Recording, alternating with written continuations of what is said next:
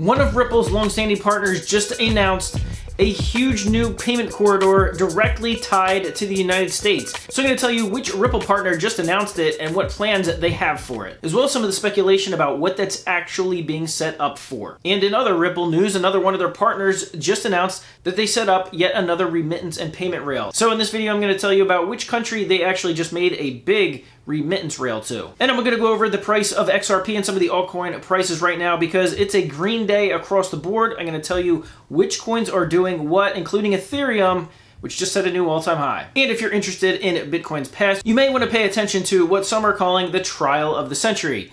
No, not the Ripple versus the SEC case, which in my opinion, that's the trial of the century. But this involves two men who basically claim to have rights to Satoshi's wallet, that supposed wallet that contains 1.1 million Bitcoin, including Craig Wright and Ira Klayman. I'm going to tell you what they're actually claiming in this trial. Hey everyone, my name is Randy and welcome back to the Late Night Grind. Right now I'm covering the Ripple versus SEC case, but also other cryptocurrency news, investment markets, and personal finance. So if any of those topics interest you and you want to follow along, make sure you hit that subscribe button, hit that bell notification icon, and if you're feeling generous today, I'd really appreciate it if you do two things. Number one, smash that thumbs up button, and number two, watch this video all the way to the end.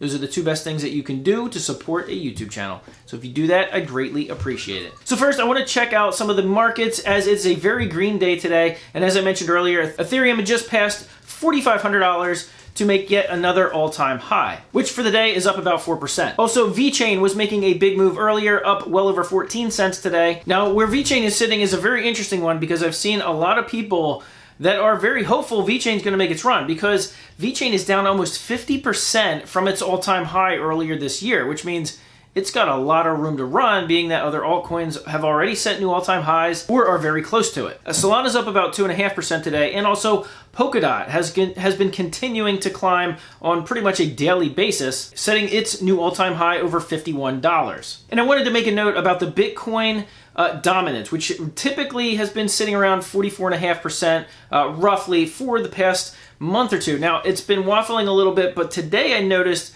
that the price of Bitcoin is increasing. Bitcoin's been up over 64,000 earlier today, even though Bitcoin dominance has been dropping. Bitcoin dominance being how much percentage of the total crypto market is in Bitcoin compared to the rest of the market. And so typically when Bitcoin dominance falls, it means the price of Bitcoin is actually falling too. Typically people are taking profits out of Bitcoin, putting them into altcoins.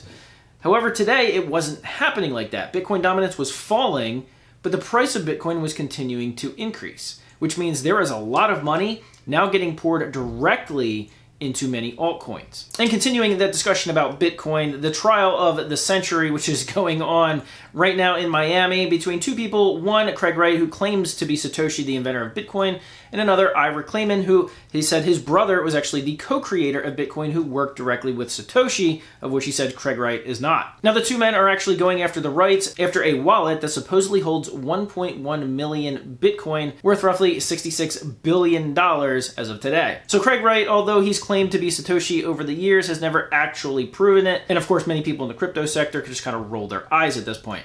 Ira Klayman, who says his brother has rights to that wallet because he worked with Satoshi co-creating Bitcoin, but has since passed on.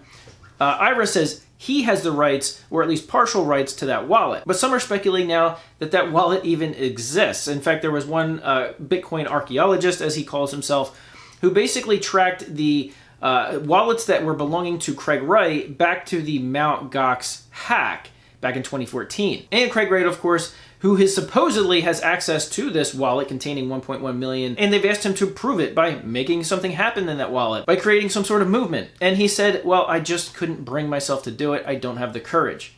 Again, the eye rolls commenced. So I think it's safe to say at this point, the identity of Satoshi is going to remain private. And now some of the big news regarding Ripple and its partners. Ripple's partnering with some of the biggest banks in the world right now, and unless you've been under a rock or you just don't like Ripple and XRP, well, you probably know this, but just earlier it was announced that one of their partners, SABB, which is the Saudi British bank, announced that it is creating a payment rail, a remittance and payment rail directly to the United States. Now, they say they are doing this for their customers in the United States in order to get near instant settlements and capital transfers with near-time settlement. They're going to be using the XRP token for this, which of course is what it was designed to do, provide liquidity and near-instant settlement. This is going to save SABB's US customers a ton of time and money, but there's also speculation about why that's actually happening. Now, of course, just as an XRP holder, that sounds like it's good news, and it is. But some of the speculators are saying, no. This is going a lot deeper than just its US customers. This is creating a payment rail in order to have XRP be the bridge to the US oil sector. In other words, they're trying to allude that XRP is essentially going to bridge the value of oil to the Middle East. And as Brad Garlinghouse said the other day, the Middle East is actually the biggest growing sector in terms of usage of XRP and the adoption of RippleNet. So you can kind of see where they're making these points. Of course, at the same time, when they were talking about XRP being the bridge to oil, they were talking about several $1,000 XRP, which, in my opinion, it's just not going to happen. But I did want to follow it up with a piece of information that I want to see verified, and that is there is a report going around that Ripple executives are actually looking at a technical report that involves burning 47 billion XRP. Basically the stuff that they have in escrow. So because XRP is fully decentralized, if enough of the validators do actually vote to burn those tokens, Ripple has said itself, well, they would have to do what the consensus says. But I haven't seen anything official about this report. This is just speculation. And I've seen speculation about XRP being burned really for the past couple of years, and nothing's ever really come of it. But this is a new, fresh report. But as soon as I can get something actually confirmed, I will be reporting on it. And of course, one final bit of bullish news for XRP. Yet another one of their partners has announced that they are creating yet another payment rail to another country, and that being Tranglo. Ripple earlier in the year announced that they had a 40% stake in Tranglo, which is a payment and remittance company, and Tranglo announced that they are going into Mongolia. Now, why are they going after Mongolia?